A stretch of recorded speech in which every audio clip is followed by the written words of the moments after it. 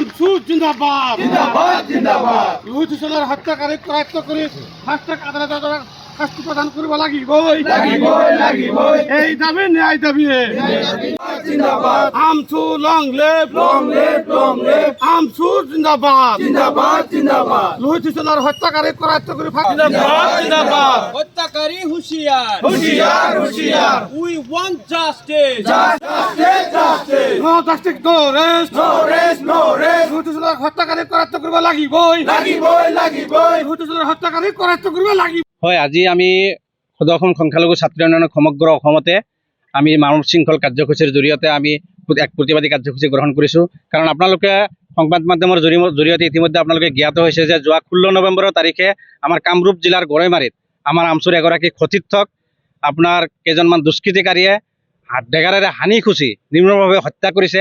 সেই হত্যাকাৰীক আজিৰ তাৰিখলৈকে অসম পুলিচে কৰায়ত্ব কৰিব নোৱাৰিলে। এই হত্যাকাণ্ডক আমি আমচুৱে গৰিহণা দিছোঁ আৰু লগতে এই হত্যাকাণ্ডক আমি নিন্দা কৰিছোঁ। আৰু অসম চৰকাৰৰ গৃহ বিভাগে হত্যাকাৰীক কৰায়ত্ব কিয় কৰিব পৰা নাই, এইটো আজিৰ তাৰিখত এটা আটাইতকৈ ডাঙৰ প্ৰশ্ন। আপোনালোকে জানে যে সমগ্ৰ অসমতে বৰ্তমান হত্যা, লীলা, ধৰ্ষণ, চুৰি, ডকাইতি গোটেই অসমখনকে চানি ধৰিছে। অলপ দিন আগতে আলফাই অসমৰ ইমূৰৰ পৰা সিমূৰলৈকে যে বম লগাই গুচি গ'ল, অসমৰ গৃহ বিভাগে অসমক স্মাৰ্ট পুলিচ বুলি ঘোষণা কৰা DGP মহোদয়ে সেই কথাখিনি গম নাপালে। এইবিলাক অতিকৈ দুৰ্ভাগ্যজনক কথা। গৃহ বিভাগ অসমৰ আইন শৃংখলা বজাই ৰখাত সম্পূৰ্ণভাৱে ব্যৰ্থ হৈছে। মই ভাবোঁ অসমৰ মাননীয় মুখ্যমন্ত্ৰীৰ হাতত থকা গৃহ বিভাগৰ যি দায়িত্ব আছে, তেখেতৰ কামৰ দায়িত্ব বাঢ়িছে। তেখেতে এই গৃহ বিভাগৰ দায়িত্ব তেওঁৰ এৰি দিব লাগে। এজন উপযুক্ত মানুহক গৃহ বিভাগৰ দায়িত্ব দি অসমৰ আইন শৃংখলা বৰ্তাই ৰখাৰ কাৰণে তেখেতে চেষ্টা কৰিব লাগে। কাৰণ অসমত যি ধৰণে অৰাজকতাৰ সৃষ্টি হৈ আছে, অনাগত দিনত পূৰ্বৰ যিবিলাক দিন আছিলে, 90 দশকৰ 80 দশকৰ যিবিলাক দিন আছে, সেই দিনবিলাক আমি পুনৰ দেখা পাম নেকি? সেইকাৰণে সমগ্ৰ অসমবাসী চিন্তিত হৈ পৰিছে। আমি আজি এই প্ৰতিবাদ কাৰ্যসূচীৰ জৰিয়তে আমি দাবী উত্থাপন কৰিছোঁ যে আমাৰ লোহিত হোসেনৰ হত্যাকাৰীক অতি সোনকালে কৰায়ত্ব কৰি ফাষ্ট ট্ৰেক আদালতৰ জৰিয়তে বিচাৰ প্ৰক্ৰিয়া চলাই পেলাই আমাক দৃষ্টান্তমূলক শাস্তি দি পেলাই এই লোহিত হোসেনক ন্যায় প্ৰদান কৰিবই লাগিব। আৰু যিসকল হত্যাকাৰী তাত জড়িত হৈ আছে, এজনো হত্যাকাৰী যাতে ইয়াৰ পৰা খাৰি যাব নোৱাৰে, তেনেকেই অসম পুলিচে, অসম চৰকাৰে ইয়াক তদন্ত কৰিব লাগিব। আমি দাবী উত্থাপন কৰিছোঁ গুৱাহাটী উচ্চ ন্যায়ালয়ৰ এগৰাকী এক্সিষ্টিং জাজৰ দ্বাৰাই আমাক এই হত্যাকাণ্ডৰ বিচাৰ তেওঁলোকে তদন্ত কৰিব লাগে। তদন্তৰ জৰিয়তে ইয়াৰ ন্যায় দিব লাগিব, ইয়াৰ বিচাৰ লাগিব।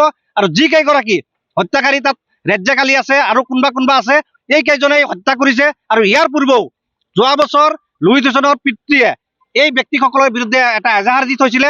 সেই এজাহাৰৰো আজিৰ তাৰিখলৈকে অসম পুলিচে কোনো ধৰণৰ ব্যৱস্থা গ্ৰহণ নকৰিলে, যিটো অতিকৈ দুৰ্ভাগ্যজনক কথা। আমি আজি আপোনালোকৰ জৰিয়তে অসম চৰকাৰৰ ওচৰত দাবী উত্থাপন কৰিছোঁ, যদি অতি সোনকালে এই দোষীসকলক কৰায়ত্ব কৰি দৃষ্টান্তমূলক শাস্তি নিদিয়ে, পৰৱৰ্তী সময়ত আজি আমি মানৱ শৃংখল কাৰ্যসূচীৰ জৰিয়তে অসম চৰকাৰৰ ওচৰত দাবী উত্থাপন কৰিছোঁ। পৰৱৰ্তী সময়ত কিন্তু আমি গণতান্ত্ৰিকভাৱে জংগী আন্দোলনৰ কাৰ্যসূচী গঢ়ি তুলিবলৈ বাধ্য হ'ম। তেতিয়া যদি অসমৰ ল'ৱাৰ এণ্ড চিটুৱেশ্যনত যি পৰিস্থিতিৰ সৃষ্টি নহওক কিয়, তাৰ কাৰণে জগৰীয়া হ'ব গৃহ বিভাগ আৰু আমাৰ DGP মহোদয় আৰু অসমৰ মাননীয় মুখ্যমন্ত্ৰী হিমন্ত বিশ্ব শৰ্মা ডাঙৰীয়া। আমাৰ সমগ্ৰ জিলাৰ লগতে আমাৰ আমচুৰ কেন্দ্ৰীয় সমিতিৰ নিৰ্দেশ মৰ্মে আমি বিশ্বনাথ জিলা সমিতিয়েও আজি মানৱ শৃংখল কাৰ্যসূচী হাতত লৈছোঁ। আপোনালোকে ইতিমধ্যে জানে যে কামৰূপ জিলাৰ গৰৈমাৰীত আমাৰ আমচুৰ নেতা এগৰাকী লোহিত হোসেনক ডেগাৰেৰে হানি খুচি হত্যা কৰিছে। তাৰ পৰিপ্ৰেক্ষিতত ইতিমধ্যে কামৰূপ জিলাৰ গৰৈমাৰীত আমচুৱে বিভিন্ন সময়ত অসম পুলিচ আৰক্ষী প্ৰশাসক তেখেতসকলক গ্ৰেপ্তাৰ কাৰণে দাবী জনাইছে। কিন্তু এইখন প্ৰশাসনে চৰকাৰে কোনো ধৰণৰ গুৰুত্ব নিদিলে। ইতিমধ্যে আপোনালোকে জানে যে প্ৰশাসনৰ যি ভেঙুচালী নীতি, তেওঁলোকৰ তদন্ত যি নীতি আদৰ্শ, এই নীতি আদৰ্শত আমি সন্তুষ্ট নহয়। অতি শীঘ্ৰে লোহিত হোসেনক গ্ৰেপ্তাৰকাৰীক হত্যাকাৰীক চিনাক্ত কৰি তেখেতসকলক ফাঁচি দিব লাগে। আৰু তাৰ লগে লগে আৰু এটা কথা, ইতিমধ্যে পৰিয়ালে থানাত তেখেতসকলে এজাহাৰ দিছে, কিন্তু কোনো এজন মানুহ এতিয়ালৈকে গ্ৰেপ্তাৰ নকৰে। মাত্ৰ এজন মানুহ চেৰেণ্ডাৰ হৈছে বুলি কৈছে, কিন্তু বাকীখিনি মানুহ মুক্ত আকাশৰ তলত এতিয়াও ঘূৰি আছে। প্ৰশাসনে কোনো ধৰণৰ গুৰুত্ব দিয়া নাই। গতিকে আজি আমি এই মানৱ শৃংখল কাৰ্যসূচীৰ জৰিয়তে আমি অসম চৰকাৰক, আৰক্ষী প্ৰশাসক দাবী উত্থাপন কৰিছোঁ, অনতিপলমে যদি লোহিত হোসেনৰ হত্যাকাৰীক যদি তেখেতসকলক উচিত শাস্তি দিব নোৱাৰে, তেতিয়াহ'লে আমি অনাগত দিনত আমচু ইয়াতকৈ ভয়াৱহ আন্দোলন কাৰ্যসূচী হাতত ল'বলৈ আমি বাধ্য থাকিম।